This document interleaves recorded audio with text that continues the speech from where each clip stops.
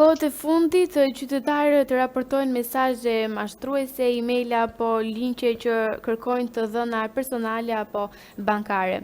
Si funksionojnë këto skema dhe cilat janë shenjat që tregojnë se kemi të bëjmë me një mashtrim? Pjesa e mashtrimit, sidomos pra në hapësirën kibernetike, është një problematik goxha e vjetër që në momentin pra kur hapësira kibernetike filloi të ishte kaq e vizituar.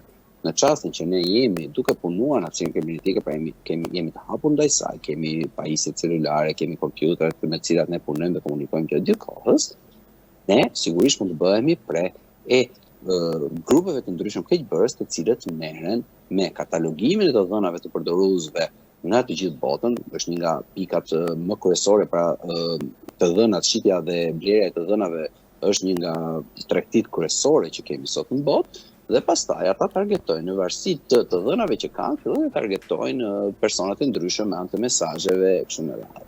Për të kuptuar, shpeshherë janë disa pika, pra që ne të kuptojmë që jemi përpara një mashtrimi në hapësirën kibernetike. Një nga pikat kryesore që thuhet është fakti që shpeshherë na kërkohet me urgjencë që ne të reagojmë për diçka, pra në tenton personi ose organizata përballë nesh që të mos na lejoj kohën e duhur që ne të kuptojmë se çfarë jemi duke bërë. Pra mesazhet mund të jenë shpejt, mundohu të kapësh këtë gjën e momentit, të ofertën e momentit e kështu me radhë.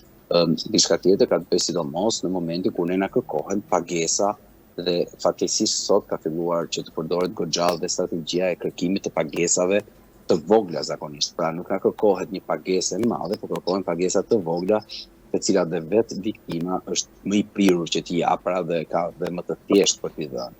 Sigurisht duhet të kemi parasysh që në përgjithësi, nëse diçka pra duhet përdorur dhe në çik ndërgjegja ose inteligjenca e personit. Nëse diçka është shumë e bukur për të qenë e vërtetë, pra një mesazh i tipit nuk e di, është një valixhe që është gjetur e cila ka shumë gjëra brenda, por që ju mund ta merrni për $5, ka qenë diçka që kishte të bënte pak me postën shqiptare para ca kohësh.